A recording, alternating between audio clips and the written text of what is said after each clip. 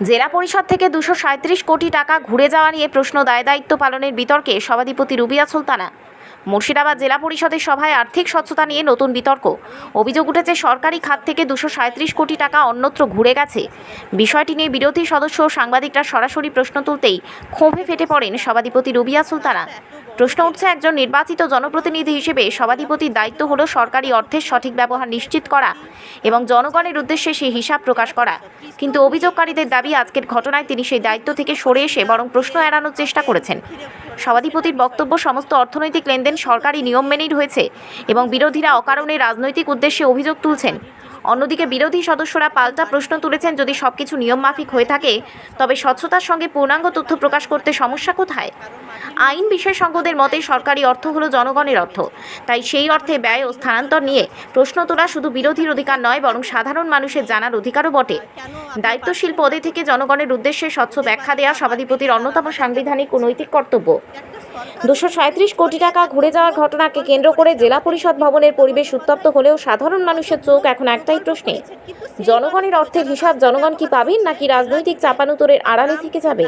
প্রত্যেকটা মানুষ আমরা রাস্তার উপর দিয়েই হাঁটছি, কিন্তু সেই যে বিশেষ করে জেলাবাসীর মনে একটা ক্ষোভ যে বিভিন্ন এলাকায় রাস্তাঘাট বেহাল থাকা সত্ত্বেও জেলা পরিষদ থেকে 237 কোটি টাকা ঘুরে যাচ্ছে, এই বিষয়টা নিয়ে কি বলবেন?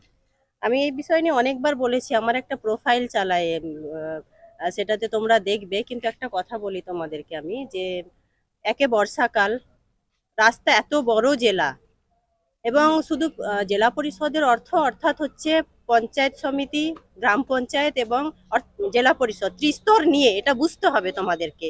শুধু প্রশ্ন করে দিলাম, দিয়ে কাউকে ঘিরে ধরলাম, সেটা বিষয়টা নয়। আর দ্বিতীয়ত হচ্ছে যে আমি সবসময় বলে থাকি, জানো তো, যে একটা বাড়ির যিনি কর্তা, একজন বাড়ির যিনি কর্তা, কারোর আমরা একই সমাজে বাস করি। একটা বাড়ি, কারোর মাটির বাড়ি, কারোর মাটির মেঝে, কারোর টাইলসের মেঝে, কারোর মার্বেলের মেঝে। তাহলে বাড়ির লোকজনকে আমরা সবসময় প্রশ্ন করতেই থাকবো সেই কর্তাকে, কি কেন আপনি পারছেন না করতে, ওদের বাড়িটা মার্বেলের আর আমাদের কেন হচ্ছে না? একটা সরকারও কিন্তু চলে, এতগুলো প্রকল্প করেছে আমাদের নেত্রী মমতা বন্দ্যোপাধ্যায়, কতগুলো প্রকল্প করেছেন, কিন্তু সেই মানুষগুলো যারা রাস্তা ব্যবহার করছে জেলা জুড়ে বা গ্রাম থেকে গ্রামান্তর, প্রত্যেকটা মানুষ আমরা রাস্তার উপর দিয়েই হাঁটছি, কিন্তু সেই মানুষগুলোই আবার আমরা 5-10 রকম প্রকল্পও নিচ্ছি। তো এই বিষয়গুলো দেখার বিষয় আছে, ভাবার বিষয় আছে। শুধু প্রশ্ন করে দিলাম, দিয়ে সবাইকে শুধু প্যাচে ফেললাম, একটা সরকারকে বদনাম করার চেষ্টা করলাম, সেটা আমাদের বিষয় নয়, এবং আপনাদেরও সেটা হওয়া উচিত নয় বলে আমি মনে করি। কারণ প্রত্যেকটা জিনিসই একটু ভেবে যদি দেখেন বা আমরা দেখি, তাহলে আমি যতদিন থেকে বুঝি বা আমার মনে হয়েছে যে তৃণমূল কংগ্রেসের সরকার কিন্তু এই মুহূর্তে আমাদের জন্য প্রয়োজনীয়। যা আমাদের ভারতবর্ষের পরিস্থিতি, তৃণমূল কংগ্রেসকে আমাদেরকে সমর্থন করতে হবে, তার কারণও রয়েছে। ধন্যবাদ।